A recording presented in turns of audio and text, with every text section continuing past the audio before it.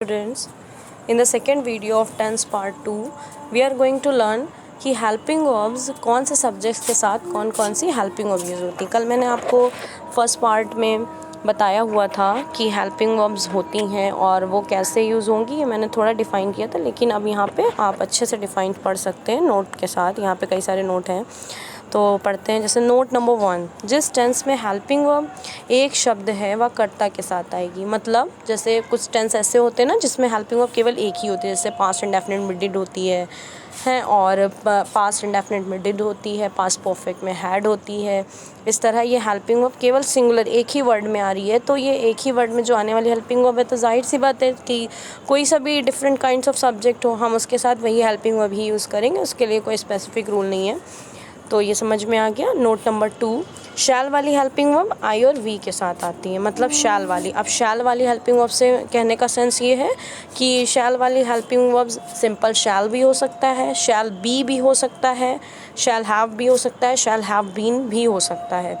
तो जो शैल वाली है वो मोस्टली आई और वी के साथ यूज़ करते हैं। फिर नेक्स्ट है नोट नंबर 3, विल वाली हेल्पिंग वर्ब आई तथा वी को छोड़कर सभी कर्ताओं के साथ करता है, मतलब सब्जेक्ट। तो जो विल वाली हेल्पिंग वर्ब है वो सारे जितने भी सब्जेक्ट्स बचेंगे आई और वी को एक्सक्लूड करके, तो विल वाली हेल्पिंग जैसे will be, will have been, या विल सिर्फ विल भी हो सकता है, तो ये सारी बाकी सारे सब्जेक्ट के साथ यूज़ करते हैं। अब नोट नंबर 4 है, विल तथा शैल वाली हेल्पिंग वर्ब के अलावा हेल्पिंग वर्ब जो पहले व शी, ही, शी, इट तथा एक वचनकर्ता के साथ लगेगी तथा बाद वाली, ये पहले और बाद में आपकी बुक में एक चार्ट बना हुआ है, तो उस चार्ट में जो पहले साइड में हेल्पिंग वर्ब्स लिखी हुई हैं वो सारी सिंगुलर सब्जेक्ट के साथ यूज़ होती हैं। जैसे डू या डज़ में डज़ पहले लिखा है तो डज़, यानी ये डज़ है, ये singular helping verb singular subject, जैसे ही, शी, इट के साथ यूज़ होगी। बाद में लिखा है डू, तो डू ये बाद वाली है, तो बाद वाली आई और वी, यू, दे के साथ यूज़ होगी। इसी तरह से हैज़ और हैव में हैज़ जो पहले है ये सिंगुलर सब्जेक्ट के साथ यूज़ करेंगे, और हैव जो कि बाद में है ये प्लूरल सब्जेक्ट के साथ यूज़ करेंगे हम। तो ये चार्ट के अकॉर्डिंग ये नोट लिखा हुआ है, क्योंकि चार्ट में हेल्पिंग वर्ब कुछ इसी तरह से लिखी हुई है, पहले और बाद में। ठीक है, तो आप समझ गए ना, जैसे हैज़ और हैव में हैज़ सिंगुलर के साथ यूज़। और एक और बात में हम आपको बता देते हैं आई और यू, ये दो सब्जेक्ट्स हैं, भले ही एज अ सिंगुलर यूज़ होते हैं ये, लेकिन इसके साथ हेल्पिंग वर्ब हमेशा प्लूरल वाली, जैसे आई के साथ हैव आता है, यू के साथ भी हम हैव लगाते हैं, हैज़ नहीं लगा सकते। भले ही आई सिंगुलर है हम उसके साथ हैज़ नहीं लगा सकते हैं। ठीक है, तो ये हो गया नोट नंबर 4। फिर आगे बढ़ते हैं नोट नंबर 5। नोट नंबर 5 में लिखा है एम के साथ आई आता है तथा वॉज या वर में आई के साथ वॉज आता है। तो देखते हैं, हमें पता है इज़ एम आर जो हेल्पिंग वर्ब होती है प्रेजेंट कॉन्टिन्यूअस की होती है, तो प्रेजेंट कॉन्टिन्यूअस में जो पहली हेल्पिंग वर्ब इज़ है वो सिंगुलर सब्जेक्ट के साथ आती हैं, लेकिन जो बाद वाली हेल्पिंग वर्ब आर है वो प्लूरल के साथ। तो आप सबको ये पता होगा कि जो एम है वो एम हमेशा आई के साथ ही यूज़ होता है, जबकि वॉज या वर जो कि पास्ट कॉन्टिन्यूअस है, ऐसे तो हम आई के साथ प्लूरल वर्ब यूज़ करते से आई के साथ हैव। ठीक है, लेकिन पास्ट कॉन्टिन्यूअस में हम आई के साथ वर नहीं यूज़ करेंगे बल्कि वॉज का यूज़ करेंगे, आई के साथ वॉज।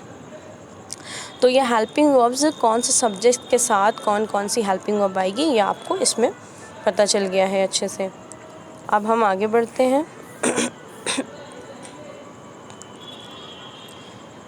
नेक्स्ट हेडिंग है सिंस या फॉर लगाने के नियम।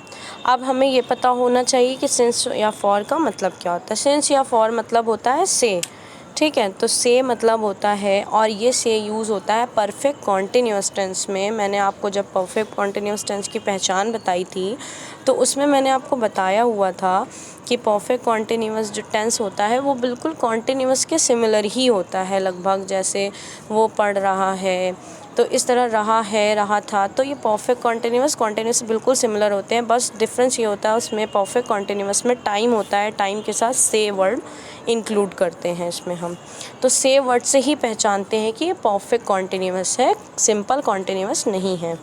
तो अब इस से की इंग्लिश भी हमें लिखनी होती है, यानी टेंस को ट्रांसलेट या सेंटेंस को ट्रांसलेट करते समय हमें से के लिए भी लिखना होता है। तो ये से का मतलब दो हो सकते हैं, सिंस या फॉर। अब हमें पता होना चाहिए सिंस कहाँ पे आता है और फॉर कहाँ पे आता है। तो सेंस आता है जितने भी निश्चित समय होते हैं सबके लिए सेंस आता है। ये देखिए ये सारा सेंस है।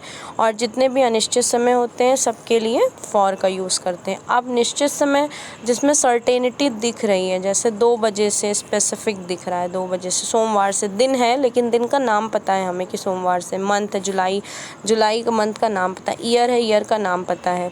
तो जिसमें जो स्पेसिफिक टाइम हो, टाइम का स्पेसिफिक पता हो कि इतना टाइम है, इतना ये दिन है, और या फिर ये मंथ है या फिर ये ईयर है, तो यहाँ पर सिंस है। अब अगर इसी टाइम को हम अलग तरीके से देख लें, जैसे कि टाइम हमें नहीं पता 2 घंटे, दिन नहीं पता कौन सा दिन, महीने नहीं पता कौन सा महीना, वर्ष नहीं पता कौन सा वर्ष, ऐसे ही दिया हुआ 4 वर्ष 3 महीने 2 दिन, इस तरह से।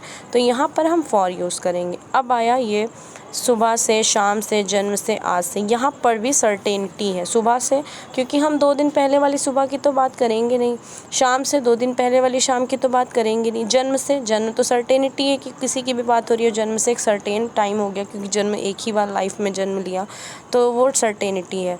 आज से, आज भी आज की बात है तो सर्टेनिटी है। तो यहाँ पे भी निश्चितता है इसलिए सिंस का यूज़ करते हैं, और यहाँ पे अनिश्चितता है तो यहाँ पे फॉर का यूज़ करते हैं। अब आगे बढ़ते हैं। अब मैंने कल आपको पहचान बताई थी, सारे 12 काइंड्स ऑफ टेंस थे, उनकी पहचान थी कि हम कैसे पहचानते हैं कि कौन सा टेंस है।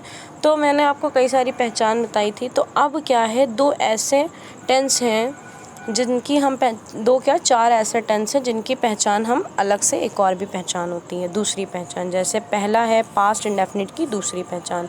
ऐसे इंडेफिनिट की पहचान आपने पढ़ा है, होती है ता। इंडेफिनिट की पहचान होती है ता, ठीक है। और तो इसलिए अगर हम ता और उसके साथ देखते हैं था, तो वहाँ पे हमें पता चलता है कि पास्ट इंडेफिनिट है। ता था यानी कि अगर मान लीजिए सेंटेंस हमारे स्कूल जाता था होता तो भी पास्ट इंडेफिनिट होता, लेकिन अब ये सेंटेंस आपका मिसप्रिंट है, ये हटा देंगे। तो अब जैसे ये रिचा बाज़ार गई, अगर कह दें रिचा बाज़ार जाती थी तो वो भी पास्ट इंडेफिनिट ही होता। लेकिन अब ये दूसरा नियम क्या है, ये आप देख लीजिए अच्छे से। ता था से तो समझ में आ जाता है कि पास्ट इंडेफिनिट है, लेकिन उसके अलावा होता है जब वाक्य के अंत में आ, ई, ए आदि आए, यानी वाक्य के लास्ट में, सेंटेंस के लास्ट में, जैसे इस वाले को ड्रॉप करके देखते हैं 2 वाला, रिचा बाज़ार गई, यानी जो लास्ट है इसमें ई की मात्रा आई है, बड़ी ई की मात्रा आई है, ए की मात्रा आई है, तो इसके बाद कुछ भी ना हो, रिचा बाज़ार गई, यहाँ पे सेंटेंस एंड हो गया। वे अपने घर गए, यहाँ पे सेंटेंस एंड हो गया। तो यहाँ पर जब आ, ई, ए की मात्रा आए किसी भी सेंटेंस में और उसके बाद कोई भी वर्ड यूज़ नहीं हो रहा है, तो वो पास्ट इंडेफिनिट की दूसरी पहचान में माना जाता है। तो वो भी पास्ट इंडेफिनिट होता है। एक पहचान तो आपको पता है, मैं रिपीट कर रही हूँ, ता था। अगर कहते रिचा बाज़ार जाती थी तो था के साथ, ती थी के साथ पास्ट इंडेफिनिट हो रहा है। लेकिन एक दूसरी पहचान ये भी है कि किसी भी सेंटेंस के लास्ट में आ, ई, ए की मात्रा जो कि वर्ब में इंक्लूड हो रही है, तो वो भी पास्ट इंडेफिनिट की पहचान होती है। अब उस शर्त ये है कि अब उस आ, ई, ए की मात्रा के साथ कोई भी आगे वर्ड यूज़ नहीं होगा, कोई दूसरा वर्ड आएगा ही नहीं, तो ही पास्ट इंडेफिनिट माना जाएगा। अदरवाइज़ अगर आ, ई, ए के साथ दूसरा आता है तो वो होता है प्रेजेंट परफेक्ट, पास्ट परफेक्ट और फ्यूचर परफेक्ट, दोनों ही एक दूसरे से मिलते ही हुए हैं। देख लेते हैं। जैसे आ, ई, ए की अभी मैंने आपको बताया कि सिर्फ आ, ई, ए की मात्रा आई है, जैसे इसमें सिर्फ आ, ई की मात्रा थी तो ये पास्ट इंडेफिनिट था।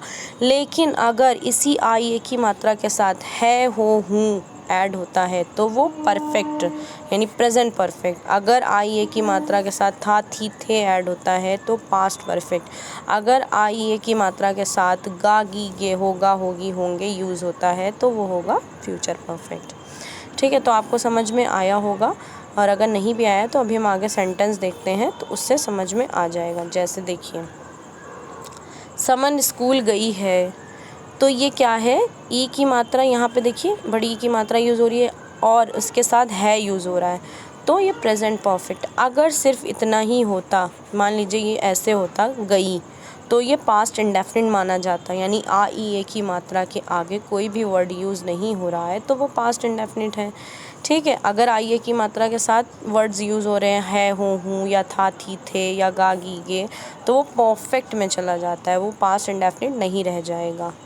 तो अब हम देखते हैं, समन स्कूल गई है, ई की मात्रा आई है, उसके साथ है आया है तो वो प्रेजेंट परफेक्ट। अब इसमें देखते हैं सेकंड सेंटेंस में, दीपाली कब यहाँ आई थी, ई की मात्रा के साथ थी आ रहा है तो अब थी आ रहा है तो पास्ट परफेक्ट, और ए की मात्रा के साथ गा, गी, गे आ रहा है तो फ्यूचर परफेक्ट। और यही सेंटेंस अगर सिर्फ ऐसे ही होते हैं, ये ऐसे ही होते हैं, देख लीजिए, समन स्कूल गई, दीपाली कब यहाँ आई, लड़की घर गई होगी, गई, तो ये क्या होता, पास्ट इंडेफिनिट हो जाता। लेकिन अब इसके आगे वर्ड्स यूज़ हो गए हैं, ये देखिए, तो ये वर्ड्स कैसे होंगे, जो टेंस को डिफ़ाइन कर रहे होंगे, तो अब हम इसे परफेक्ट टेंस मानेंगे। अगर ये प्रेजेंट को डिफ़ाइन कर रहे हैं, प्रेजेंट परफेक्ट, पास्ट को डिफ़ाइन कर रहे हैं तो पास्ट परफेक्ट, फ्यूचर को डिफ़ाइन कर रहे हैं तो फ्यूचर परफेक्ट। इस तरह से आज इस वीडियो में हमने हेल्पिंग वर्ब्स पढ़ी हैं और ये इस तरह से पहचान भी पड़ी हुई है।